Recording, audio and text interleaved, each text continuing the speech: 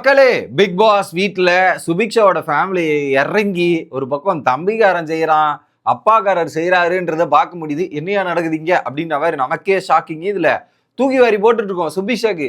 என்னடா சொல்றீங்க நீங்க? இத்தனை நாளா நான் இது நல்லதுன்னு நான் பண்ணிட்டு இருந்தேன், இப்போ வந்து மொத்தமா முடிச்சு விட்டீங்களே அப்படின்ற மாதிரி தான் இருக்கு.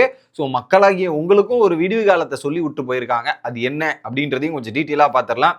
சேனலுக்கு புதுசாக இருந்தீங்கன்னா மறக்காம சப்ஸ்கிரைபும் லைக்கும் பண்ணிடுங்க. அப்போதான் வீடியோ பல பேருக்கு போய் சேர்ந்துரும். இப்போ கண்டென்ட்டுக்குள்ளே போயிடலாம். ஸோ தம்பி தான் நினைக்கிறேன், சுபிக்ஷாவோட தம்பி வந்து பீட் பாக்ஸை ஸ்டாப் பண்ண, இனிமேல் அது பண்ணாத, நல்லாவே இல்லை பண்ணாதன்ற மாதிரி ஓப்பனாக அடிச்சு விட்டான். சுபியோட கேமு எங்கே டீவியேட் ஆச்சோ அப்படின்றது பார்த்தீங்கன்னா பீட் பாக்ஸும் பாட்டில் ஃபோக்கஸ் பண்ணி தான் சுபியோட கேம் டீவியேட் ஆச்சு.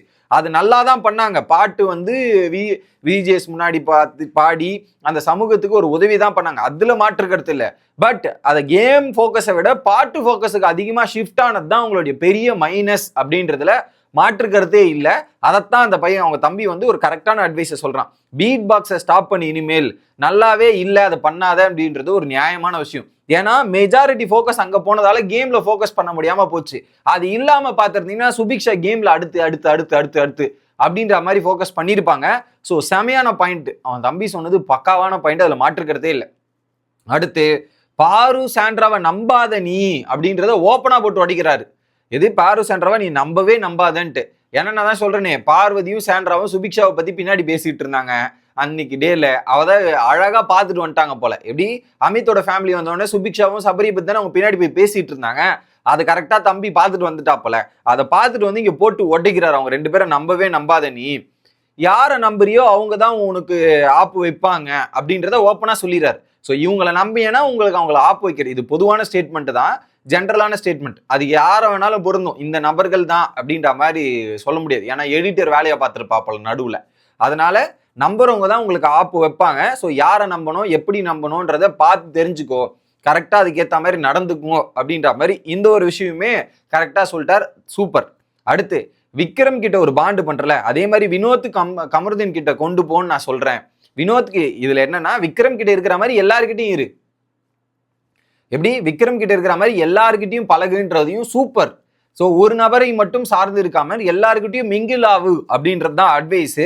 ஆனால் வினோத்துக்கிட்ட போனால் அங்கே ஓட்டிங் பூஸ்ட் ஆகும் அப்படின்றது தான் இன்டென்ஷன்.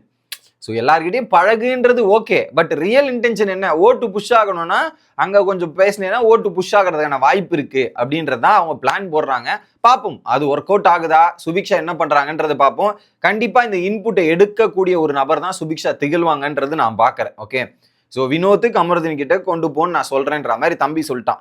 அடுத்து அவங்க அப்பா போடுறாரு பாருங்க ஒரு போடு வேற மாதிரி. உன்னை யாரு பேசுனா எதிர்த்து, எப்படி உன்னை ஒருத்தன் பேசுறானா எதிர்த்து 2 வார்த்தைகள் பேசு. நீ சைலண்டாலாம் போக கூடாதுமா, இறங்கி ஆடுமா, இறங்கி பேசுமா. உன்னை பத்தி பேசுறாங்கன்னு நீ எதுக்குமா அப்படி இருக்க? நீ எதுக்கு சைலண்டா இருக்க, கம்முன்னு இருக்க? உன்னை பத்தி பேசும்போது எதுக்கு ஒதுங்கி போற? எதுக்கு ஒதுங்கி போற? நீ ஒதுங்கிலாம் போக கூடாதுமா, நீ தைரியமா எதிர்த்து பேசணுமா, வாய்ஸ் அவுட் பண்ணுமா நீ. ஸோ இந்த அவாய்ட் பண்றது இது எல்லாத்தையும் நிறுத்திருமா நீ அப்படின்றத ஓப்பனா சொல்றாரு. எப்படி எதிர்த்து நீ எதிர்த்து போய் பேசு, 2 வார்த்தை விடு, பிரச்சனை கிடையாது. உன்னை பத்தி பேசுறானா 2 வார்த்தை விடு, பிரச்சனையே கிடையாது, பாத்துக்கலாமா, நீ போமா, தைரியமா போய் பேசுமா அப்படின்றத ஓப்பனா போட்டு உடைக்கிறார். யாரு? அப்பா என்னப்பா இவ்வளவு டெரரா வந்திருக்கீங்கன்ற மாதிரி தான் நமக்கே இருந்துச்சு. அவர் செம்ம கான்ல தான் வந்திருக்காரு போல. அந்த விஷயத்த ஓப்பனா போட்டு உடைக்கிறத பார்க்கும்போது ஷாக்கிங்.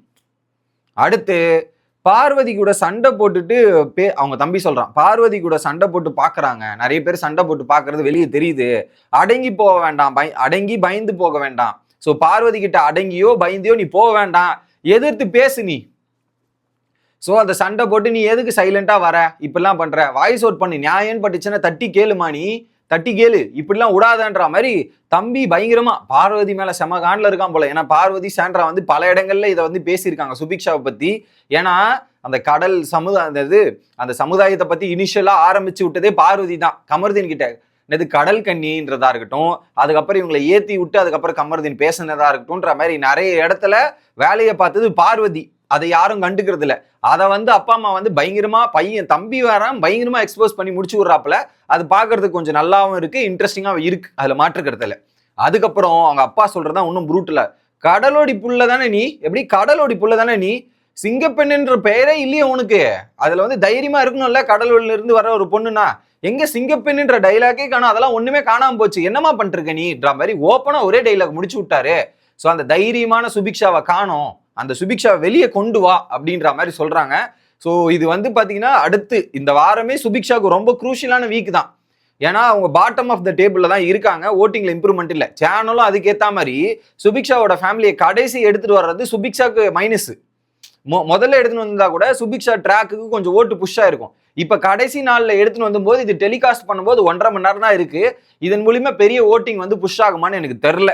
டேஞ்சர்ல இருக்காங்க, பாப்போம். இந்த வார சுபிக்ஷா தாக்கு பிடிக்கிறதே பெரிய விஷயம் தான் அப்படின்றத சொல்லிட்டு வீடியோ முடிக்கிறேன். Bye guys.